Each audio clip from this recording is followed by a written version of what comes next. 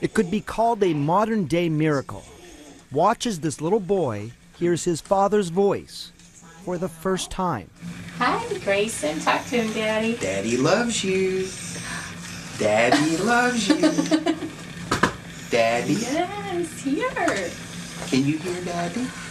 Before this moment, Grayson Clamp had never heard a sound. That's you. Grayson. Grayson was born without the auditory nerves that carry sound from the inner ear to the brain.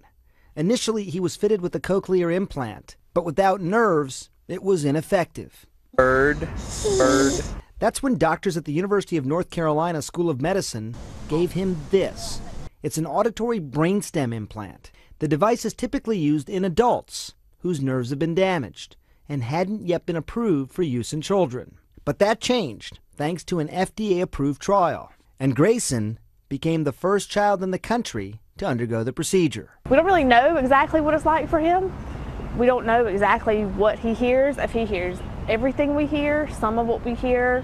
Doctors are confident Grayson will eventually hear and speak like any other child. His parents say he's already made great progress, although they won't soon forget what that first moment was like. It's on now. Hi, Grayson. Talk to him, Daddy. Daddy loves you. Daddy loves you. Daddy. Yes, here.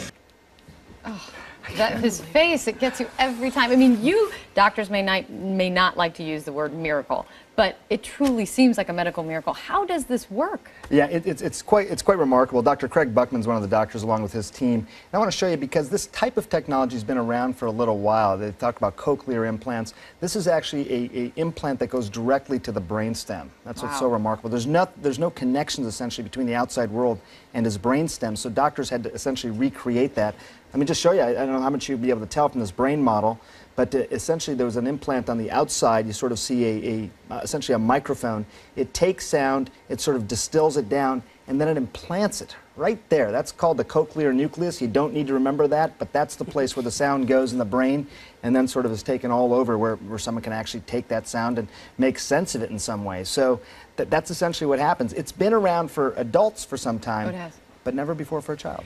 I find it I think we all were just taken by that moment when he hears that sound. It's hard to imagine what he is experiencing because he doesn't know words in the same way that you and I know words. That's right, and we don't know exactly what he's able to hear. We know that he can listen to sounds specifically now, but it happens pretty quickly, Michaela, in terms of his ability to now take this new and actually you see his speech patterns change in response to being able to hear.